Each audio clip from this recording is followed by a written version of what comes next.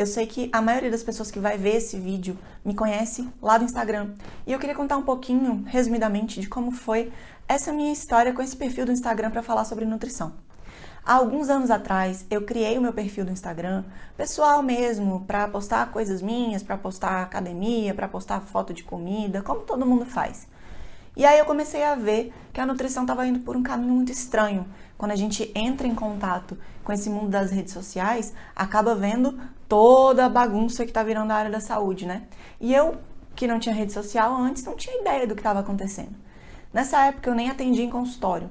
E aí eu sei que comecei a postar alguns textos mais críticos e outras pessoas começaram a me seguir, marcar outras pessoas e chegamos a 140 e poucos mil seguidores dessa forma. Mas o que acontece em relação à minha visão sobre a nutrição hoje? Quando eu comecei a atender em consultório, após algum período sem exercer a nutrição, eu vi que as pessoas estavam ficando dependentes de dieta.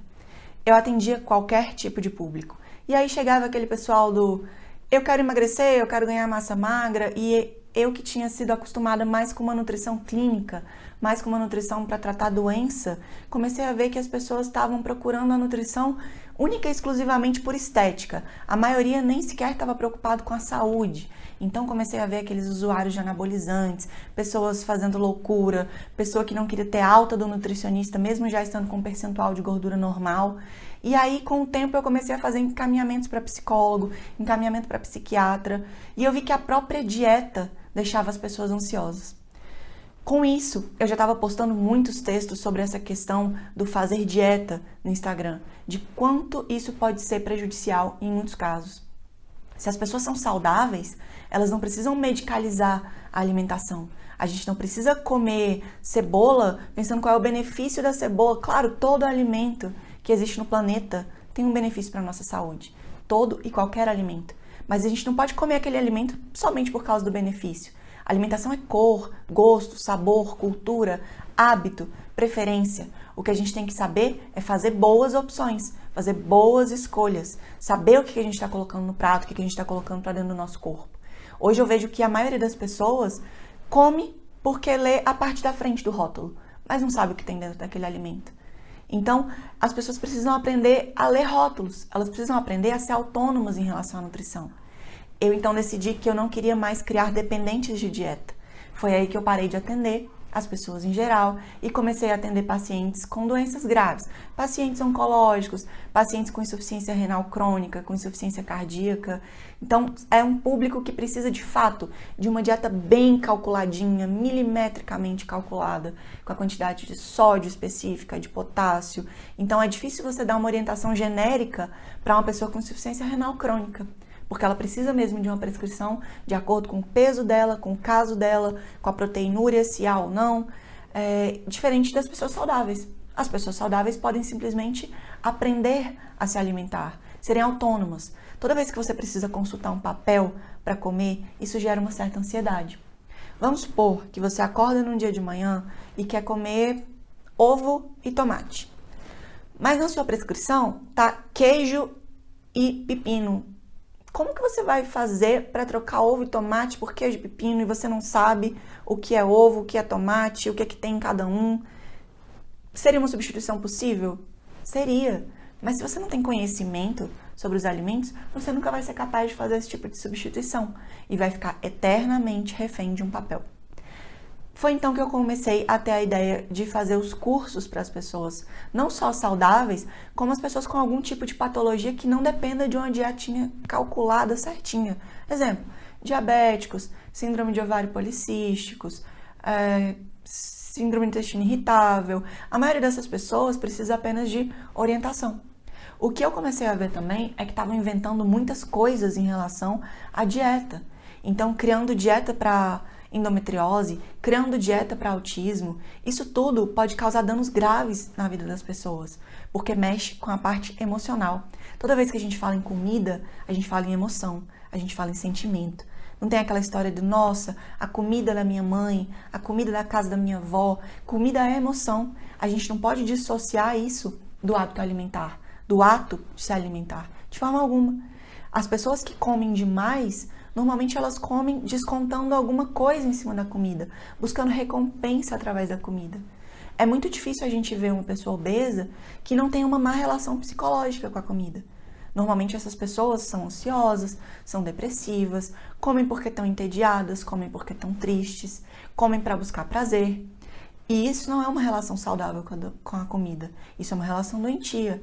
E essa situação que a gente vê hoje, das pessoas tão dependentes de dieta, querendo novas dietas, seguindo o modismo, com medo de se alimentar, medo de carboidrato, medo de gordura, medo de tudo, medo de cenoura, medo de banana, isso é muito absurdo. Então eu quero, de fato, quebrar essa corrente que está sendo criada de terrorismo nutricional.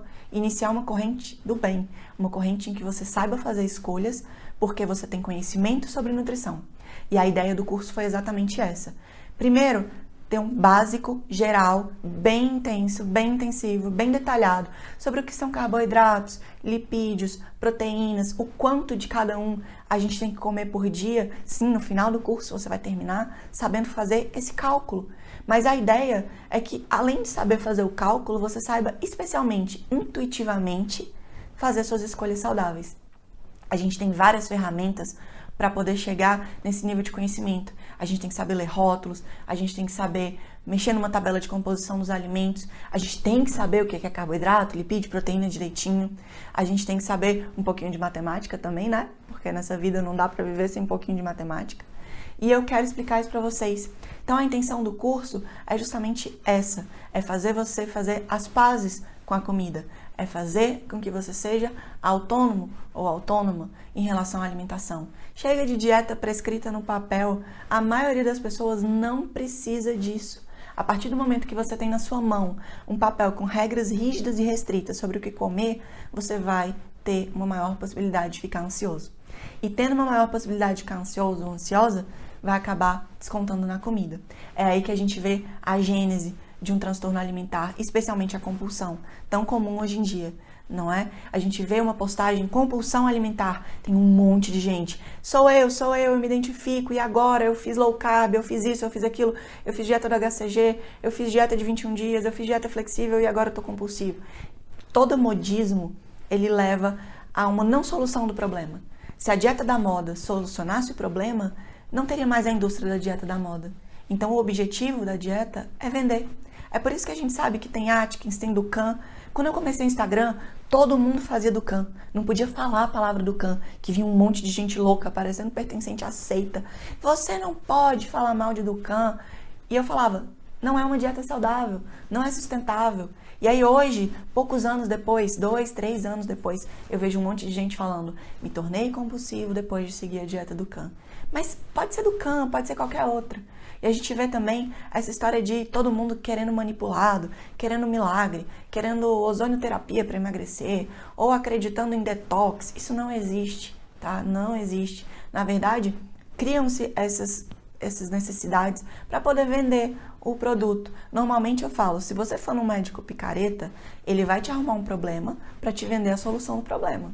Se você tem consciência e conhecimento, você não acredita em dieta alcalina, você não acredita que vinagre de maçã cura doença, você não acredita que um alimento sozinho tem propriedades milagrosas e vai resolver o problema do mundo, você não gasta dinheiro com suplemento à toa. Quantos suplementos as pessoas compram e tomam sem a menor necessidade? São rios de dinheiro gastos em BCAA, em glutamina sem necessidade, em whey protein pós-treino. Pra que tudo isso? Isso não passa de ou modismo ou uma convenção que a gente adota como verdade, mas não sabe que, nem como, nem porquê. Exemplo, comer a cada 3 horas. Isso é necessário? Claro que não. No curso eu também explico de onde que veio toda essa história. A gente fala um pouquinho também de onde que surgem esses modismos, por que que eles surgem. Então, a gente tem que ter conhecimento para não acreditar nesse tipo de coisa. Além disso, no curso a gente vai falar também sobre bariátrica, sobre transtornos alimentares em geral, sobre modismos. Eu selecionei os principais do momento para poder falar sobre alguns deles especificamente. Exemplo, alcalinizar o sangue, que é a coisa mais absurda que eu já ouvi nos últimos tempos. Por fim, eu vou ensinar vocês a calcular a quantidade para comer, dar exemplos de cardápio, mostrar que uma dieta restrita em carboidrato tem sim sua utilidade, mas que restringir carboidrato não é deixar de comer fruta, não é deixar de comer arroz e feijão. A gente pode ter uma dieta low carb, ou baixa em carboidrato, com todos esses alimentos presentes. A alimentação depende do dia como um todo. Então a gente não fala em uma refeição só. Então não existe responder assim, Carol, eu posso comer mingau de aveia no jantar? Depende do que você comeu ao longo do dia. E aí você vai saber fazer esse equilíbrio, fazer esse tipo de opção, tendo conhecimento suficiente para ter noção do que você comeu ao longo do dia, se foi adequado, se não foi adequado. Eu espero muito que vocês gostem do curso, que possam aprender muito mais e que continuem espalhando essa corrente do bem. Não fiquem com dúvidas. Todas as dúvidas do curso podem ser respondidas, podem ser perguntadas e podem ser postadas dentro da página da Hotmart. Eu respondo com no máximo 24 horas todas as dúvidas sobre o curso. Alimentação infantil, alimentação para gestante, alimentação para lactante, tudo isso está sendo abordado no curso. São horas e horas e horas de muito conteúdo. Além de tudo, eu postei 2 palestras. A palestra sobre glúten, leite e pediatria, que foi dada no Congresso de Pediatria, e a palestra da Sociedade Brasileira de Cardiologia sobre doenças cardiovasculares e nutrição. Além dos vídeos, além das palestras, além das aulas online, existem também materiais de apoio em PDF para vocês baixarem, inclusive o novo e-book. Eu espero muito que seja útil, que cada um de vocês mude a visão em relação à alimentação e que passe a ser uma pessoa saudável de verdade, tanto do corpo quanto da mente. Vejo vocês nas aulas. Tchau, tchau e muito obrigada!